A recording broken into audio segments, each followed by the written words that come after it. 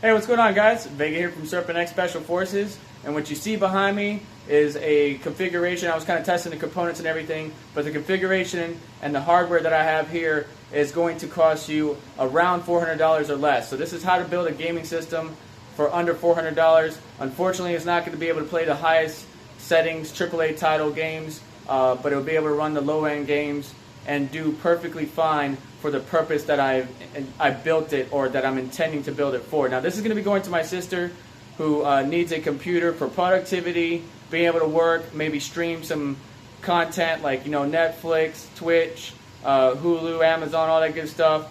But when her children do want to use it for whatever games they want to play, they certainly can. Now, I already know the games they're going to play, and they're not graphically intensive. So let's go ahead and run through the parts. Here we have the ASRock B450 Pro. This motherboard is perfectly capable for what it's the job that it entails. Of course, it's not going to be the best for overclocking. If you want to overclock your 2700, 2700X, 2600X, I would recommend going up to the X470 motherboards. But just for the purposes of this, because you can overclock on the B series motherboard on most and all AMD Ryzen chips, this is perfectly capable. Got a pretty decent heatsink for the for the chipset, and pretty decent heat sinks for the VRMs. Not the best quality, but it certainly will keep things cool. We got a small cooler here. This is the Stealth cooler from AMD, and we're powering pretty much the system with the Ryzen 3 2200G, which comes with obviously integrated graphics. And the reason we chose this is to keep the budget down, because buying a dedicated GPU was not in the budget. Of course, for storage, we got the Western Digital WD Blue 500 gigabyte SSD, perfectly capable and loads everything quickly just like we need. You can see there that I got G.Skill memory installed. That's 3200 megahertz speeds, but unfortunately she will not be getting that. She will be getting the G.Skill FlareX memory instead. It's only 2400, but I'm sure a light overclock will help it out, because Ryzen does like memory. The G.Skill memory, by the way, would not boot the XMP profile at 3200 megahertz, so right now it's only running at 3000. Now, this motherboard has plenty of upgradability, so she'll be able to install a graphics card, or I'll be able to install a graphics card in the future for her. She'll be able to upgrade more memory. She'll be able to upgrade to an NVMe SSD, or add additional big platter hard drives for, like 4 terabyte platter hard drives for additional storage. But all of this components is going to be powered by the Corsair CX450 450 watt power supply, and it's all going to fit in this Fractal design Focus G case. And don't quote me on this, but I believe the top can fit a 280 and the front can fit a 240, or vice versa. But still, we're not going to have any liquid cooling in this case, so this will be perfectly fine for what we are intending to do with this build.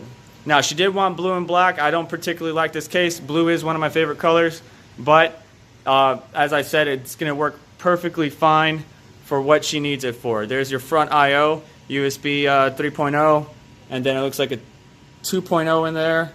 Audio, mic, power, and reset. It does have bays for DVD drive, CD drive, and then mesh and airflow. It does come with a filter up top as well. So I'm going to start getting this thing together, start building it up. Might do a little time lapse of that, and then I'm going to go over why I chose the components I chose and my final thoughts. Maybe run some benchmarks, or what benchmarks we can run. Let me get into it. I'll be right back, guys.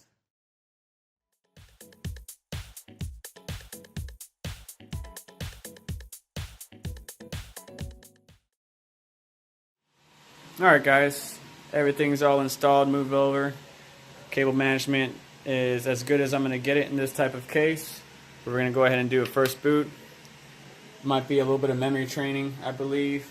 This case does come with 2 white LED fans, as you can see. And we are booting up. Let's get into the UEFI.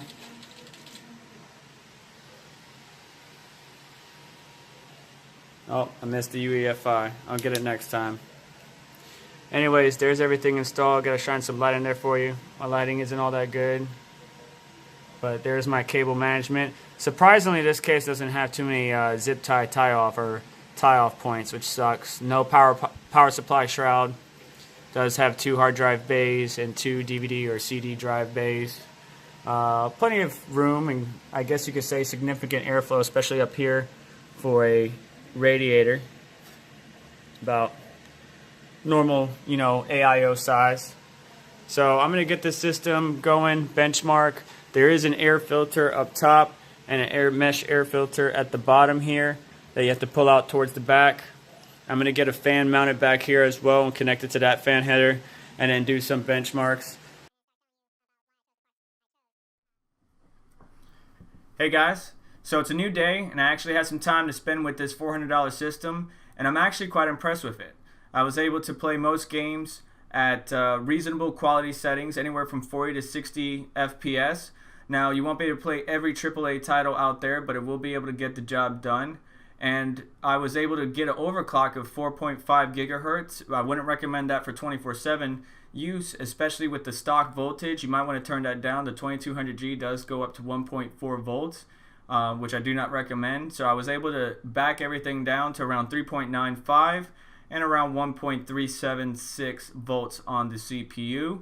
And it was running fine, stable, blasting through games and benchmarks. As well as the graphics, I was able to overclock to 1625 megahertz stable with a 1.3 on the graphics voltage and a 1.2 on the SoC, which is kind of in line with what others have out there. Now, if you're more interested in the full-blown like gaming data, benchmarks, and reviews, I would challenge you to go check out Hardware Unboxed, Gamers Nexus, and many of the other tech tubers. Jay's 2 Cents even did one.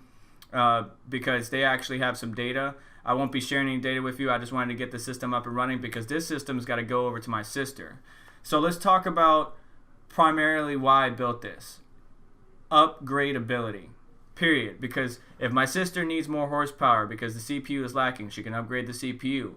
With AMD's 3rd gen Ryzen on the around the corner, she will have that capability of upgrading or maybe just buying a second-hand cheap 2000 series CPU. If she needs more graphic potential, she can always upgrade the graphics or get a dedicated graphics card. I do believe the 3000 series Ryzen is probably going to come with a new APU, which probably be much better than this. But she needed a system now, so we didn't have time to wait for that. But she'll be able to also upgrade the memory. So if she doesn't have enough memory for her productivity or work, then she can certainly upgrade that as well. The Focus G from Fractal Design actually does a pretty good job. It may not be the most intuitive. The air filter on the front, you have to disconnect or take off the front panel. The air filter on the bottom below the power supply is just a mesh filter. Like there's no frame to it. You just pull it out. And then the filter at the top there, you have to unscrew. But it certainly gets the job done. It has pretty good airflow. And the fans, it comes with 2. Most cases don't even come with any. So that was actually a plus. And for around 50 bucks or less, you can't complain. So, with everything said and done, for 400 bucks, this system will be able to knock out every game that my sister's children play and be able to do the job she wants and stream content the way she wants. Amazon, HBO, we're getting ready for Game of Thrones, Hulu, whatever it may be. So this system is perfectly capable for what it's intended for, and it has the capability of being upgraded. With AMD planning on supporting AM4 sockets for a little bit longer or quite some time, hopefully for a while, then upgrading to it won't be a problem. Now we would have to upgrade the BIOS, but we'll cross that bridge when we get to it. This system is perfectly capable. I'll be happy to give it to my sister because I know it's going to be reliable. Besides that, I wanted to share my thoughts and tell you about this system that I built for my sister for 400 bucks. You can't go wrong with it. And DRAM pricing and NAND flash is actually still dropping, so by the time you watch this, the components that I listed in this video are probably going to be a lot cheaper, or if not a little bit cheaper. But like, share, subscribe, comment below. Let me know what your thoughts are on this build, what you would have done differently. I thought 16 gigabytes of memory was a needed essential, but I made a sacrifice on megahertz or speed or frequency, because with Ryzen you do want a higher frequency or a higher speed memory. They just perform a lot better, and they do like memory. But let me know your thoughts in the comments below, and I'll catch you guys on the next one.